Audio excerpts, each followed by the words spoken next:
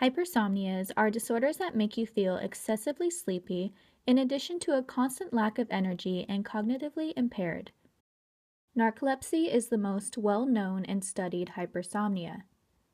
It's a lifelong neurological disorder which involves the loss of the brain's ability to regulate sleep-wake cycles.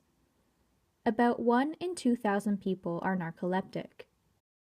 People with this disorder experience frequent waves of excessive daytime sleepiness, comparable to how you would feel after 24 to 48 hours without sleep.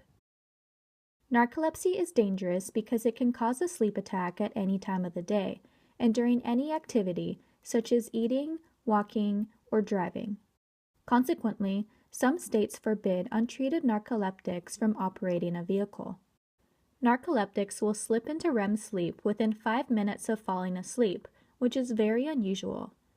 Normally, you go through about an hour of non-REM and slow-wave sleep before entering the REM stage of sleep. A common symptom of narcolepsy is something called cataplexy. Cataplexy is a sudden and brief episode of muscle weakness or paralysis while the person is fully conscious. Cataplexy is often triggered by strong emotion, such as laughing, crying, terror, or anger, affecting about 70% of narcoleptic people. Therefore, there are 2 types of narcolepsy: narcolepsy with cataplexy and narcolepsy without cataplexy.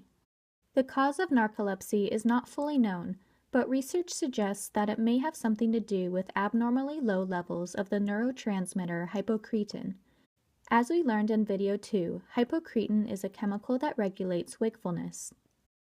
Symptoms of narcolepsy usually begin between the ages of 15 and 25 and include excessive daytime sleepiness, even with a full night of sleep, hallucinations, usually at sleep onset, sleep paralysis, which is the inability to move when falling asleep or waking up and can last a few seconds to a few minutes, disturbed nighttime sleep.